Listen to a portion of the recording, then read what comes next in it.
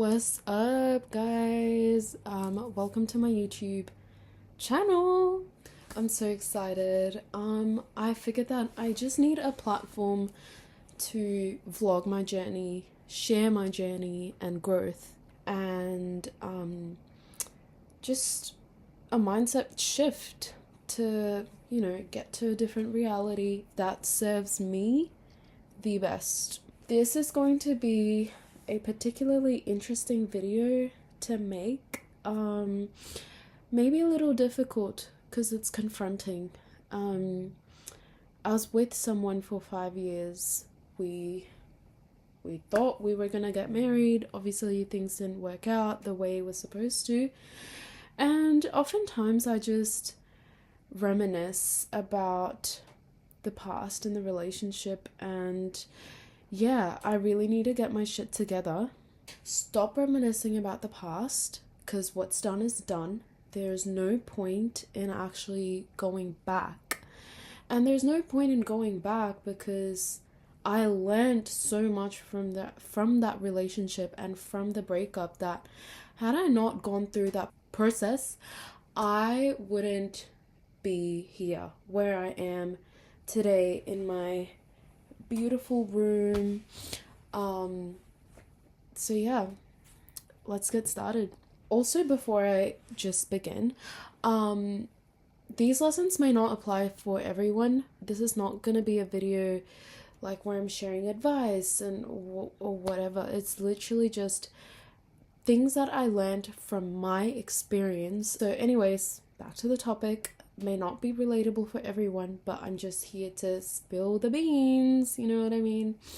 Community was one of the most important things that I learned in my past relationship.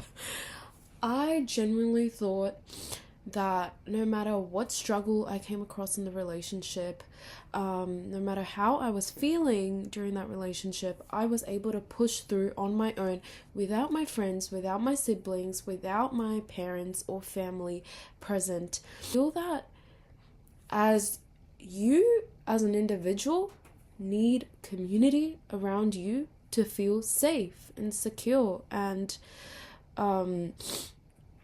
to have an outlet, like a social outlet outside of your relationship. I did not realize this.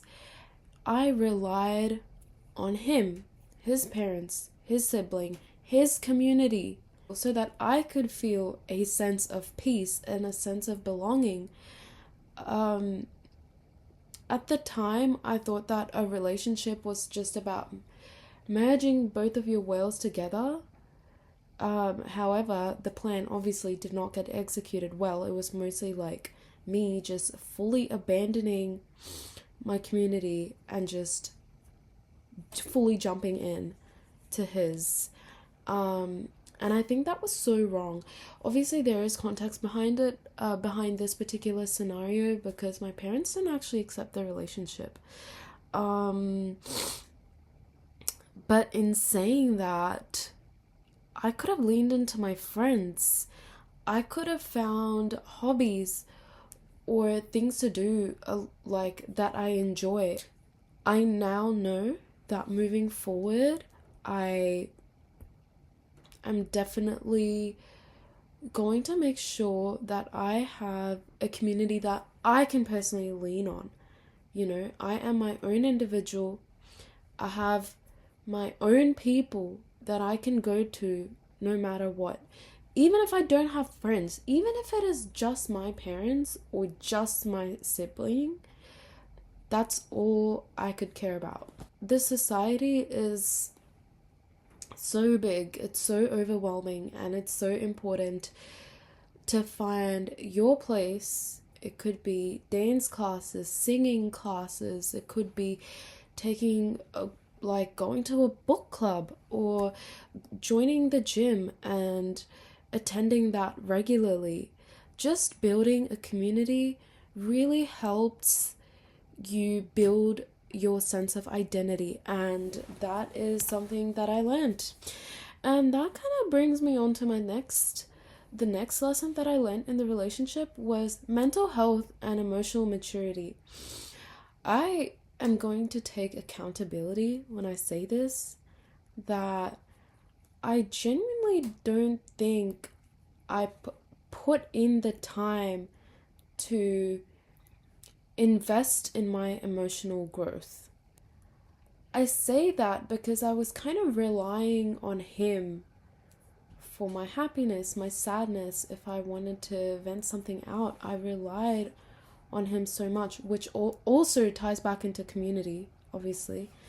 To be able to work through things without getting so emotional, without getting angry or frustrated, without, I mean, you are allowed to experience those things and have those emotions. That's obviously what is going to make you a human being. But I think a lot of the times the relationship was so emotionally frustrating that I was aggressive, I was emotional, I was frustrated all the bloody time. That was not healthy for me because that gave me a lot of anxiety and stress and depression. I was actually quite depressed in the relationship, despite me denying it. I really was. Obviously, emotional maturity comes with experience, with life experiences. But to be able to tap into a mindful version of yourself is so powerful to help you navigate through conflict. Now, I want to actually make it into an active practice to tap into mindfulness and tap into being calm and present. So that's another thing that I learned. Emotional maturity through mindfulness, which leads me to my next point. Another important thing that I learned from my past relationship was having boundaries and respect for yourself. Having boundaries, okay, it is so, and this kind of ties into mindfulness, because you need to be aware of what your boundaries are with yourself and with that person. And I don't like when people joke about my insecurities. I don't like it when people joke about my culture. I don't like when people don't have, like, they don't care about what I have to say because what they say is always right. These are all boundaries. And also boundaries with energy levels. A lot of the time, like, I'll get into arguments with my ex because we were so tired, we were so fatigued, we had no boundaries when it came to energy levels. Like, hey, like, it was as simple as communicating, hey, my energy is at a 3 out of 10 today. I would appreciate it if you're extra patient with me. Communicating your energy levels, that's, and boundaries. Communicating your boundaries. It feels like a no-brainer. Me talking about this feels like a no-brainer. But to be in such a toxic situation, things just totally go out the window. Communicating your boundaries comes down to, I realized, understanding what your values are. That I was leading the relationship with limited values about myself, as I was so emotionally dependent on him for my own survival. And at times I genuinely needed his presence to survive, because I lacked a value system or a belief system that I could rely on and be confident in myself about it. And that's also another thing that I learned. to be confident within yourself by identifying what your values are, what you expect in a relationship, and communicating your boundaries respectfully, and to stop begging for what you want. I remember begging him for him to stop doing certain things that I didn't like. I remembered how upset it made me feel, how worthless it made me feel. And at the time, I was too afraid to walk away because I didn't have a community. I thought if I lose him, I lose everything. But here we are. You guys see like how everything is kind of tying into each other? This is so mind-blowing to me. Anyways, moving on. I'm going to keep this little bit short because I think I already talked about it when I was talking about boundaries and respect. But it is so important to have healthy communication grounds by communicating what you want and need assertively. Obviously, be calm. You can be frustrated, but you have to be assertive. You can't be aggressive because people are not going to take aggressive people seriously. People are not going to take passive people seriously. You need to be confident in what you want and communicate your feelings with honesty. You're not communicating things with each other in an honest fashion, of course a relationship is not going to last long. Because there's going to be layers and layers of unpacked emotions, unpacked feelings that both of you guys just don't want to address. You do your part in being a good partner, in being a good person in the relationship and being there for somebody. And how they respond to you is out of your control. Obviously, you can work things out with couples counseling, trauma healing, processing an argument, all that stuff. Obviously, a relationship is team effort, teamwork. Having gone through that experience, of course, it's not easy.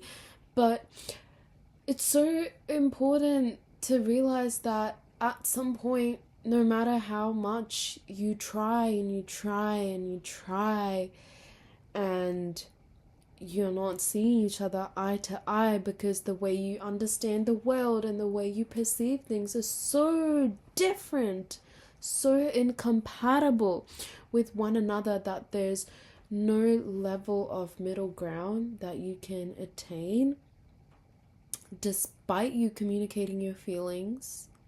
Honestly, make sure you communicate your feelings honestly. Because otherwise, how the hell are you going to come into middle ground to begin with? The last thing that I learned is definitely the value of time. The value of time and living in the present moment. Because in that relationship, I was constantly living in the future. I was constantly worried about how things were going to go in the future for the both of us. Are you constantly making memories, happy memories? Or are you constantly arguing and bringing each other down, stripping each other's self-esteem and confidence?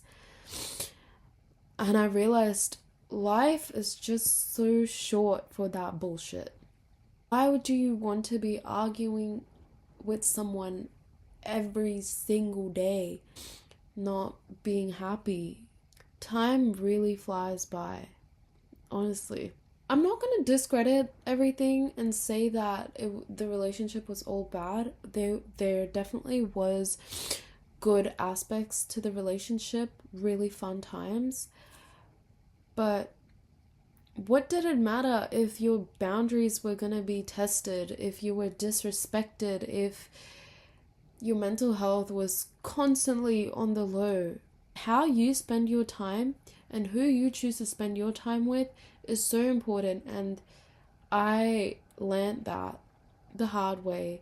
It's so important to be picky with who you spend your time with, whether it be a friend or a potential partner you're seeing. Family. I'm not going to sit here and say that, oh, family is ride or die. There are so many There are so many people out here who come from really toxic family backgrounds that no matter how hard they try to make it work with their mom, their dad, shit just doesn't go right. And you are only given this one life to live, and you have to make sure that every second that you spend is worth it, because we don't know when we're gonna die. We don't know when shit is gonna happen to us, when things could go south, when we could lose a loved one. When I realized this with my family member suddenly passing away, that's when it really hit me, like, am I really in the right relationship? Am I spending time with the right person? I don't know, just all these questions were coming to me, and that's when I realized, like, damn, I need to take myself more seriously by taking my time more seriously, because time is so precious, and how you choose to spend it is going to make or break your character. It really took a lot of strength to end that relationship. It was not easy, and I really was not okay for a couple of months. Just wasn't okay at all. And when I really started taking my healing journey a little more seriously, I'm realizing a lot about these things. And had this person not been in my life, I really wouldn't have learned all these things. I feel like I would have been stuck in the same miserable loop. I'm not going to sit here and say that person was good or that person was bad. We were just incompatible. I'm really happy with where I am right now and how things are going in my life right now. So it's like, thank you to my ex, thank you, next, thank you, next. Yeah, life is life, and I don't expect to learn the hard things the easy way. Everything that the universe or God or situation or circumstance that has been placed in your life, general consensus, is all for your benefit. Yeah, that's just how I choose to believe life and lead life. That everything is for my own good and everything is for a blessing. Put it simply as that. Anyways, yeah, I think that's all I have to say, really. But yeah. Bye, y'all.